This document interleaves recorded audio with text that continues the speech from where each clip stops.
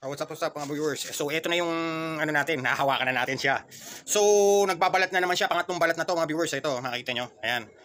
Sana huwag ka kumakagat.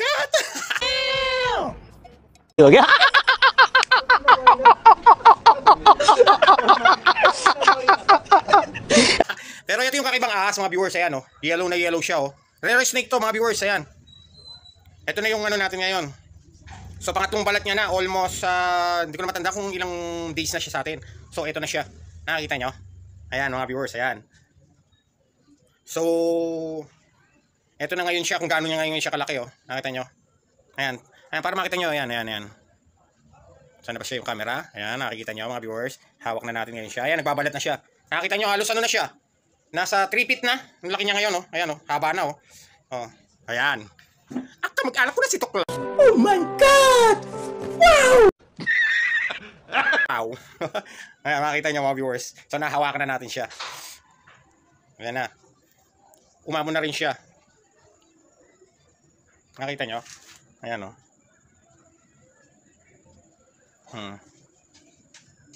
Rare species lang to. So nag-iisa lang yata to. Sa Pilipinas tayo lang ang meron nito. Mga viewers, baka sa buong mundo pa. Ayan. Ito na siya ngayon. Nakikita nyo ba? Ayan, mga viewers. So nakikita nyo yung nasa mukha niyang yan. Nagbabalat siya. Ayan. Ayan. Pangatlong ano niya na naman, pagbabalik ng balat. So medyo okay na siya ngayon. Ayan. Nakita nyo? Sana po subscribe kayo sa YouTube channel natin, no? Jomal05. So dahil na positive tayo, wala tayong pinagkakabalan. Siya yung pinagkakabalan natin mga viewers. Ayan. Nakikita nyo? Ayan na siya ngayon. Nahawakan na natin. Ayan, dilaw na dilaw siya. Ibang-iba yung itsura niya. Oh. Nakita nyo? Ayan. Ano naman siya? Kaya lang medyo... Ang hipo niya, alam nyo kung ano? Medyo malamig, parang humipo ka ng butiki. Nakakilabot. Ayan. Pagpahingayin na natin, oh. Ano pala? No, God! No, God, please, no! No! No! No! Okay nyo. Pag susunod, hindi pa siya, naiiya pa siyang kumain ng ano eh. Dahil nagpapalit ng balat, wala siyang ganong kumain. Kaya palang tataka ko bakit ilang araw nang hindi kumakain. Magpapalit siya, mag-additional na naman siya, lalaki na naman siya niyan. Kada kasi yung ahas eh, doon sa ilan natin, ilam natin dyan sa, ano, sa Google. Kada magpapalit siya, mag-expand ulit yung balat niya. Ayan, nakikita niyo yung sa mukha niya. Ayan. Totoo yan. Bola lang yan. Kala nyo may kung ano yung merong nasa plastic niya. Mag-expand siya na mag-expand. Ito. Ito hindi naman daw po makamandag. Uri siya ng rat snake. Kaya lang ito, rare species yung hawak natin mga viewers. Yan, rare species siya, nakikita nyo. Kasi yung ordinaryong ano, brown siya. Tapos tsaka green snake. Na green red tail. Tapos tsaka brown rat snake, yung kamukha nga ng Philippine cobra. Yung sa atin, yellow. Bala mo parang albino siya, kaya rare species lang po to. Wala ko kayo mahanap sa Google nito. Ang meron nun nito, na ganitong kulay na kulay dilaw, na parang camouflage, yung ano po siya, python. Yung lumalaki po ng sinlaki ng hita o bewang ng tao. Ito po, lumalaki lang po siya hanggang braso. Up to, na-research ko itong sa atin, ang species nito, lumalaki siya hanggang 20 feet. Tapos hanggang sa sinlaki lang ng braso. Braso ng tao pa rin. Ayan. Pero hindi naman po daw siya makamandag. Daw Ano ang senyo natamimik? Hindi tayo sigurado, pero hinawakan natin. Pero okay naman ho siyang maano na siya. Wala na ho siyang, hindi na ho siya talagang ano naman ho to, maamo. Ayan, nakita nyo. Ano na siya ngayon? Huwag lang biglang dadakmain sa ulo at yun yung medyo ano siya, defensive po siya. Pero kung ganyan lang po, hindi ho siya. Ayan, nagpapalit siya, kinakaskas niya ng gusto yung katawan niya. Ayan.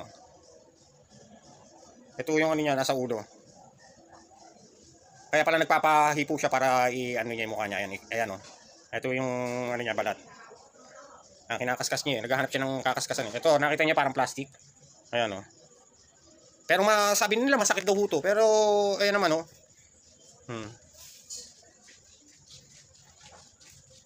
Oh, sumabit yung buntot niya. Huwag ka sumabit dyan. Ayan. Nakita nyo? Sana po subscribe kayo sa YouTube channel natin. Jomal05. So ito nga, medyo malaki-laki na yun natin. Tapos dito sa Facebook tsaka sa TikTok. Ayan. Ayan mga viewers. Nakita nyo? Sabi nila, ano daw to? Swerte. Pero may force leave ko.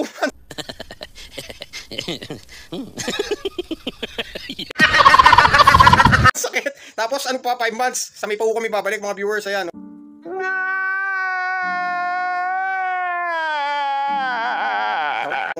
So, meron naman tayong nakita nga, i-continuous natin dito. Yung mga nagtatanong sa akin ng legal ways doon sa ano, hindi naman po tayo abogado, pero nakapag-research po tayo nung karapatan po natin bilang manggagawa. May karapatan po yung kumpanya natin na kung wala talagang gawa, talagang pwede po silang mag-floating. At yung sinasabi nga na, tawag dito, voluntary force leave, yung sa atin. Tapos yung karapatan po natin, pag lumagpas po sila sa 6 months at hindi pa tayo binigyan ng karapatan ng trabaho, ayun, tsaka po tayo magreklamo sa, sa labor.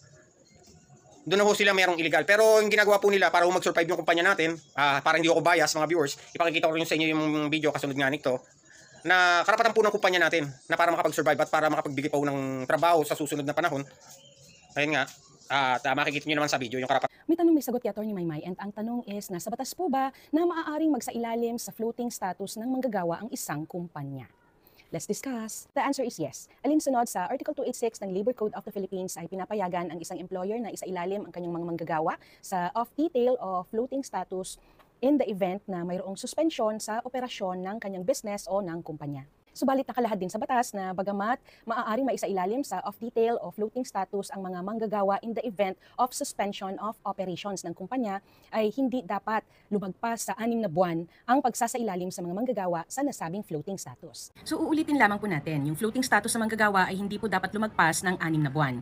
And oras po na umabot na sa 6 na buwan, ang floating status ng mga manggagawa ay kinakailangan na para sa employer na tanggapin sa trabaho ang kanyang mga manggagawa. Kung sakali na umabot na sa 6 na buwan ang floating status sa manggagawa at hindi sila pinabalik ng employer sa kanilang trabaho o hindi na sila tinanggap pa sa kanilang trabaho, the employees will be considered terminated. And for this ay kinakailangan na bayaran sa mga manggagawa ang kanilang kaukulang separation pay. Sa loob ng pagsasailalim sa manggagawa sa floating status ay suspendido lamang po ang kanilang employment sa employer. So dahil po dito ay obligasyon po na tanggapin muli ng employer ang kanyang mga manggagawa makalipas ang kanilang floating status na hindi dapat lumagpas sa 6 na buwan. Gayunpaman, habang nasa floating status ang mga manggagawa ay malaya sila na makahanap ng ibang trabaho o ibang maaaring pagkakitaan, and this should not be taken against them habang sila ay nasa floating status. Maraming salamat po at sana ay naliwanagan kayo, and watch out for me. Nila at karapatan po natin.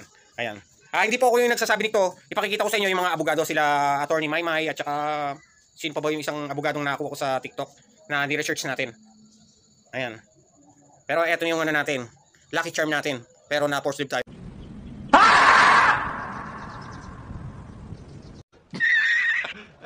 Lucky, parang hindi yata lucky charm po mga viewers. Pero ayan, nakikita nyo, no? Ayan, wag sana tayong kagatin. Pero hindi naman siya. Pero, ayan, ayan, maano na siya. Ayan. Sana po, yun nga po, God bless at sana po, subscribe kayo sa YouTube channel natin. At mukhang marami na tayong magagawang video dahil nga na-force leave tayo. So...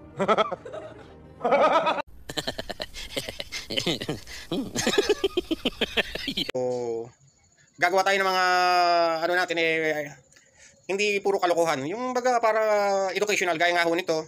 Pag nakakita kayo ng ahas at alamin niyo rin mag-research kayo. Magpapakita rin po ako ng mga ahas sa mga makakamandag. Magre-research tayo at ipakikita ko sa inyo yung wag niyo dapat napapatayin. Dahil ito nga ho ano to, sabi nga ni King Cobra, napanood natin si Prince at saka si King Cobra na ano to, pets control, yung mga kumakain ng mga daga, paniki, yan, yung mga may sakit ng ibon, yan. Pero yung mga ano, itatawag nyo lang sa kanila, meron no din pa ano, i-share ko rin yung ano niya, YouTube channel at saka Facebook channel na tatawagin ho natin yung mga nagre-rescue ng mga ahas. Ayan. Pero dito sa atin sa Pampanga kinakarni nila. No, God! No, God, please, no! No! No! O sana po, ayun nga. Natin nyo. Okay na siya, oh.